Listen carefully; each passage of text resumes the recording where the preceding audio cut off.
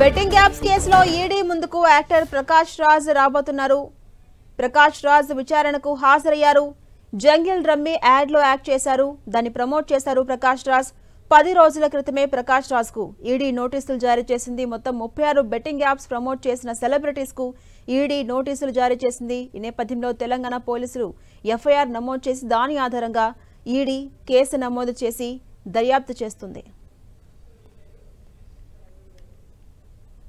కొద్దిసేపటి క్రితమే betting apps కేసులో ఈడీ ముందుకు యాక్టర్ ప్రకాష్ రాజ్ హాజరయ్యారు. విచారణను ఎదుర్కోబోతున్నారు. ఇదే అంశంపై మరింత సమాచారం మా ప్రతినిధి సునీల్ అందిస్తారు. సునీల్, బెట్టింగ్ యాప్ ప్రమోషన్ కేసులో కొద్దిసేపటిమే సీనియర్ సినీ నటుడు ప్రకాష్ రాజ్ ఎన్ఫోర్స్మెంట్ డైరెక్టరేట్ అధికారుల ముందు విచారణకు హాజరు కావడం జరిగింది. ఇప్పటికే మనం చూడొచ్చు ప్రకాష్ రాజ్తో పాటు చాలా మంది సినీ సెలబ్రిటీలపై మొత్తం 29 మందిపై ఈడీ అధికారులు ఈసీఆర్ కింద ఎన్ఫోర్స్మెంట్ కేసు ఇన్ఫర్మేషన్ రిపోర్ట్ కింద కేసు నమోదు చేసుకోవడం జరిగింది. ఇందులో భాగంగానే వారందరికీ నోటీసులు ఇవ్వడం జరిగింది. ఇందులో దగ్గుబాటి రానాతో పాటు విజయ్ దేవరకొండ, మంచు లక్ష్మి, అదేవిధంగా ప్రకాష్ రాజ్కి నోటీసులు ఇచ్చిన నేపథ్యంలో ఈరోజు ప్రకాష్ రాజు నేరుగా ఈడీ ముందు విచారణకు హాజరు కావడం జరిగింది. ప్రకాష్ రాజు గతంలో జంగిల్ రమ్మీ అనేటువంటి ఒక యాప్లో ఇతను బెట్టింగ్ ప్రమోషన్ చేయడం జరిగింది. అయితే ఈ బెట్టింగ్ యాప్ ప్రమోషన్ చేసినటువంటి డబ్బులు prevention of money laundering act ఉల్లంఘనకు పాల్పడినటువంటి ప్రధాన అభియోగాలతో ఈడీ అధికారులు ఈ కేసులో ఇన్వాల్వ్ కావడం జరిగింది. ప్రస్తుతం ఈసీఆర్ నమోదు చేసి వారందరూ కూడా 29 మంది సినీ సెలబ్రిటీలతో పాటు కొంతమంది యూట్యూబర్స్, కొంతమంది సీరియల్ నటులకు కూడా ఈడీ అధికారులు నోటీసులు సర్వ్ చేయడం జరిగింది. ఇందులో భాగంగానే ఈరోజు ప్రకాష్ రాజ్ కొద్దిసేపటిమే ఈడీ విచారణకు హాజరు కావడం. అతను చేసినటువంటి బెట్టింగ్ యాప్ ప్రమోషన్ సంబంధించినటువంటి వివరాలతో పాటు అతను బెట్టింగ్ యాప్ ప్రమోషన్ చేయడం వల్ల వచ్చినటువంటి ఆదాయానికి సంబంధించిన వివరాలపై కూడా ఈడీ అధికారులు పూర్తిగా కూపీలాగే అవకాశం ఉంది. ప్రస్తుతం అయితే ప్రకాష్ రాజ్ ఈడీ కార్యానికి ఒక్కరు మాత్రమే ఈడీ విచారణకు హాజరు కావడం జరిగింది. ఈరోజు విచారణ అయిన తర్వాత ప్రకాష్ రాజ్ని అనేక ప్రశ్నలు కూడా ఈడీ అధికారులు సంధించే అవకాశం ఉంది. ప్రకాష్ రాజ్ ఎక్కడెక్కడ బెట్టింగ్ యాప్ ప్రమోషన్ చేశాడు, దాని ద్వారా ఎంత మొత్తంలో ఇతనికి లబ్ధి చేకూరింది, అయితే డబ్బులు ట్రాన్సాక్షన్ ఏ విధంగా జరిగింది, అది చెక్ రూపంలో జరిగిందా, ఏదైనా బ్యాంక్ రూపంలో నేరుగా జరిగిందా, డైరెక్ట్గా క్యాష్ ఇచ్చారా, వీటన్నిటికి సంబంధించిన వివరాలపై కూడా ఈడీ అధికారులు పూర్తిగా కూపీలాగే అవకాశం ఉంది. ప్రస్తుతం అయితే ప్రకాష్ రావు మాత్రం ఈ రోజు విచారణకు హాజరు. మరి కాసేపులోనే ఈడీ అధికారులు అతన్ని విచారించి అతని స్టేట్మెంట్ కూడా ఈడీ అధికారులు నమోదు చేసుకునే అవకాశం ఉంది. అదేవిధంగా సునీల్, ప్రధానంగా మనం చూసుకుంటే ఏ కోణంలో విచారించే అవకాశం ఉంది, ఏ ప్రశ్నలు ఆయనపై సంధించే ఛాన్స్ ఉంది? బెట్టింగ్ యాప్ ప్రమోషన్స్ కేసులో ఎక్కడెక్కడ బెట్టింగ్ యాప్స్ ప్రమోషన్ చేశారు, ఏ యాప్లో చేశారు, ఎన్ని యాప్స్లో మీరు బెట్టింగ్ ప్రమోషన్ చేశారు, ఎంత మొత్తంలో మీకు డబ్బులు వచ్చాయి, దానివల్ల ఎంత లబ్ధి చేకూరింది, వీటికి సంబంధించినటువంటి అన్ని అంశాలపై కూడా ప్రస్తుతం అయితే ఈడీ అధికారులు ప్రకాష్ రాజ్ని అనేక ప్రశ్నలు కూడా ప్రశ్నించే అవకాశం ఉంది. మరోవైపు తెలంగాణ రాష్ట్రంలో ఇప్పటికే బెట్టింగ్ యాప్స్లో పై అనేక కేసులు కూడా నమోదుకోవడం జరిగింది.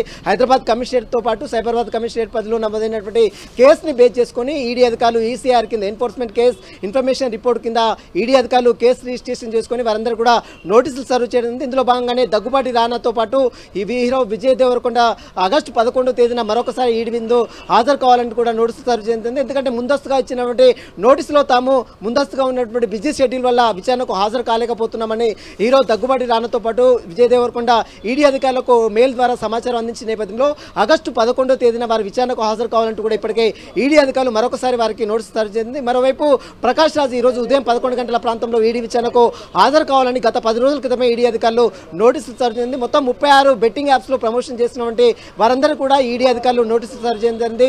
మొత్తం 29 మంది సినీ సెలబ్రిటీలతో పాటు అటు యూట్యూబర్స్తో పాటు మరోవైపు సీరియల్ ఆర్టిస్టులకు కూడా ఈడీ అధికారులు నోటీసులు సర్వ్ చేసింది. గతంలోనే మనం చూసాం పంజాగుట్ట పోలీస్ స్టేషన్ ముందు సినీ నటులు, అదేవిధంగా కొంతమంది క్యారెక్టర్ ఆర్టిస్టులు, కొంతమంది సీరియల్ నటులు కూడా విచారణకు హాజరై స్టేట్మెంట్ ఇచ్చారు. అదే తరాలో మాదాపూర్లో నమోదైన కేసులో కూడా కొంతమంది విచారణకు హాజరయ్యారు, మరికొంతమంది కోర్టును కూడా ఆశ్రయించారు. ఇక ఈరోజు విచారణకు ప్రకాష్ రాజ్ హాజరయ్యారు. ప్రకాష్ రాజ్ని కూడా అనేక కోణంలో కూడా ఈడీ అధికారులు ప్రశ్నించే అవకాశం ఉంది. బెట్టింగ్ యాప్స్ ప్రమోషన్ సంబంధించిన వివరాలతో పాటు అతను అటు ప్రమోషన్ చేసినటువంటి జంగిల్ రమ్మీ సంబంధించినటువంటి వివరాలతో పాటు అటు డబ్బులు ట్రాన్సాక్షన్ ఏ విధంగా జరిగింది, ఏ విధంగా డబ్బులు వచ్చాయి, వీటన్నిటికి సంబంధించిన బ్యాంక్ ట్రాన్సాక్షన్ సంబంధించిన వివరాలపై కూడా ప్రకాష్ రాజ్ని పూర్తిగా ఈడీ అధికారులు కూపీలాగే అవకాశం ఉంది. Janasri, right, thank you Sunil.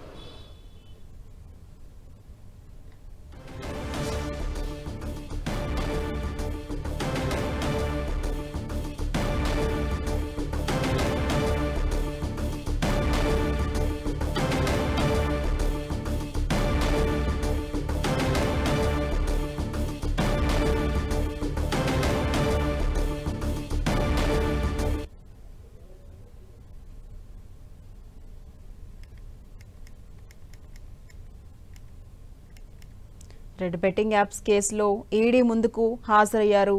Prakash Raj విచారణకు హాజరయ్యారు.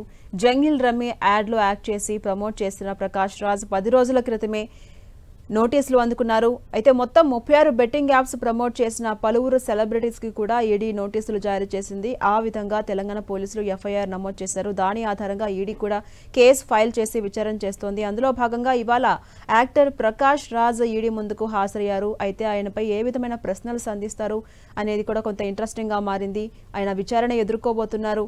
ఇప్పటి వరకు ఎన్ని యాడ్స్ లో యాక్ట్ చేశారు, డబ్బులు ఎలా అందుకున్నారు, ఇలాంటి పలు కోణాల్లో కూడా ఆయనపై ప్రశ్నలు సంధించే అవకాశం కనిపిస్తోంది. ఈయన తర్వాత మరికొంతమందిని కూడా విచారించే ఛాన్స్ కనిపిస్తోంది. ఒక్కొక్కరికి ఒక్కొక్క తేదీని జారీ చేసి ఆ తేదీలో విచారణకు పిలిచే అవకాశం కనిపిస్తోంది.